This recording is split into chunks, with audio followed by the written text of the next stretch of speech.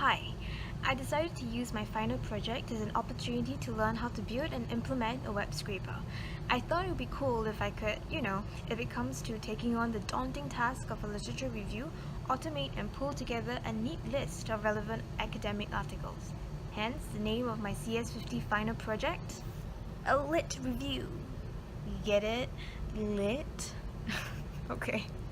Anyway, I ended up building the front-end user interface as well as integrating a database for a Python module that implements a querier and parser for Google Scholar's output.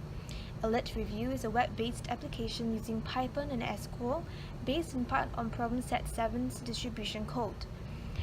The original Python module only allowed 20 as the maximum number of results that could be scraped, but I've managed to widen that range.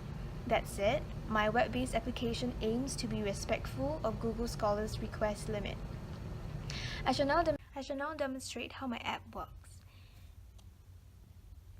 So this is the UI for my Google Scholar scraper. I have some fields inputted. This is to find all of the words. Return articles dated between, say, 1999 and 2009, and search.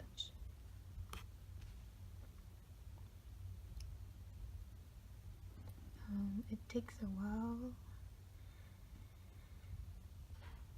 Oh, there we go.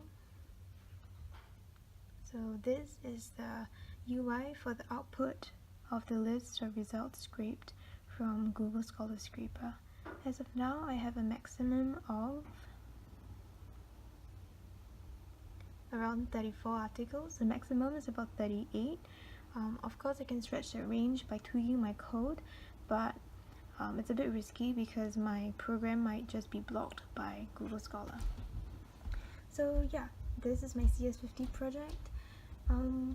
Admittedly, my web-based application provides all low-level features that essentially does what Google Scholar already does, but I think that Google Scholar does not have high-level application features such as custom aggregated visualization or say a network map of how key authors relate to one another.